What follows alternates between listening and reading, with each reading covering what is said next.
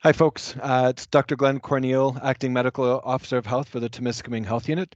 I wanted to take a few minutes to produce this video to share the data that has happened to our district over the last 6 weeks, and also share the good news data on how a community can work with the health unit in the province to really flatten the curve quite efficiently and quite quickly.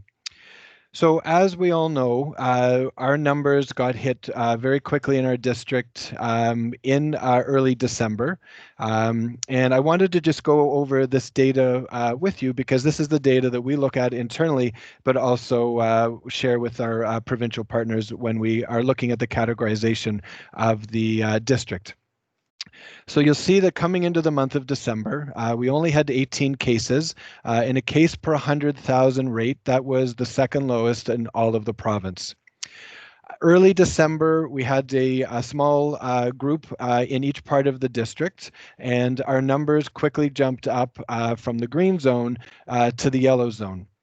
But what we saw soon after that was there was significant spread within our district, especially in the north part of the district.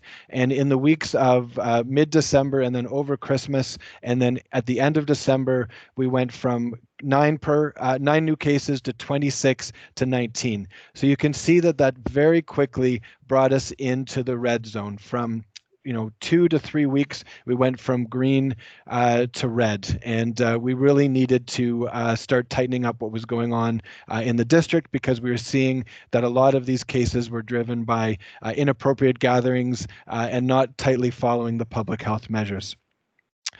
The encouraging thing that we were seeing as we started to move into Christmas is, as these numbers jumped up, obviously Timiskaming Health Unit staff was extremely busy managing case contact management. This reproductive number was starting to show some encouragement, though. So a reproductive number is an indication of how many people are also getting COVID from an individual case. And we really want to see this number less than 1. So when we were starting to see the uptick in the cases, we were also seeing that there were a number of people exposed per each person who was developing COVID. But as the health unit did the work with contact management, as the community was following our direction about isolation, we started to see that even though the cases were going up, how many new people were being infected by each new case was coming down. And this is because people were following our direction that if you were exposed, to stay home. So this is really public health in action, but it's also a community respecting public health measures in action. Because as we started to see the number of new people exposed per case, we started to see our case numbers drop, and our case rate per 100,000 dropped really quickly. I want to highlight that this was also, we think, because we started to see the surge before the province moved to lockdown. And so as the provincial measures were being brought into place, our district was already moving to isolation and to decrease inappropriate gatherings. And so because of that, we have not seen the post-Christmas surge. We have not seen the post-New Year's surge. So this is really great news, and a really important acknowledgement of the work that the province lockdown did, the measures the health unit did, a very busy time over the holidays, but really, really importantly, how each of you and the community respected the public health measures. And just as quickly as we went up, we have really happily just as quickly come down. Now, it's really important to mention, though, that even though we're back into yellow-green, obviously the province is still in lockdown, and we in our district are still in lockdown.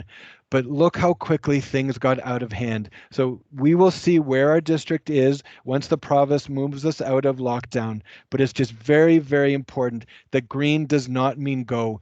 Green does not mean go back to where we were in November with the inappropriate gatherings. We really need to continue to follow the public health measures, especially with respect to not gathering and to staying within households. So I wanted to share that. We did a lot of description and publicity around the time with respect to when our numbers really started to go up. And similarly, I wanted to share that good news picture with respect to the measures that we all did working together. The table also does help delineate why individually in our health unit we have not moved to closing down individual schools.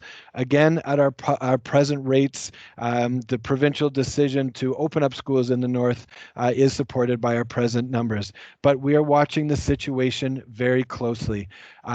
We are still quite concerned by the activity that is happening throughout Ontario and in other districts in the north. And again, emphasizing while COVID fatigue is real, we just cannot let our guard down. It would take so little to get back up to what we saw with our rates quickly jumping in December.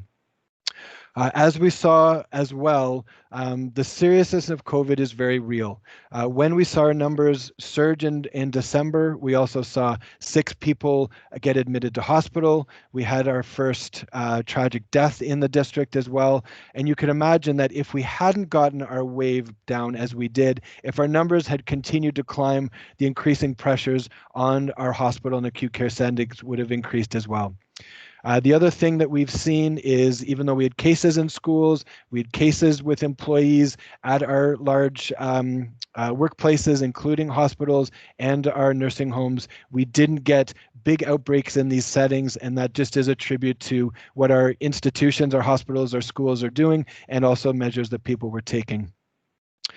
So the light at the end of the tunnel is what we hope is vaccination. The vaccines are coming. We're going to be able to start moving to vaccinating our long-term care home, which is the priority in the province, in early February to get everybody at the long-term care home settings vaccinated by mid-February. Then we're waiting for vaccine to start to move through the other priority groups, and then vaccine will be starting to vaccinate the larger population coming into whether it'll be March, April, spring, and then the whole community whole will be into the summer. The rate limiting step will be vaccine, and obviously the government layers are working at this very quickly, but the health unit work is being done as well, and we'll be ready to get needle into arms once we start to get vaccine into our district, because it really is the light at the end of the tunnel. So my thanks to everybody for all that you did individually through December into January. It's a very impressive flattening of our curve, and continue please to follow public health direction and the measures that you're doing as we move through lockdown and then the provincial decision to what happens after lockdown. So my regards to everybody. Thanks for doing everything that you are doing, and we will continue to provide updates as things develop. Take care.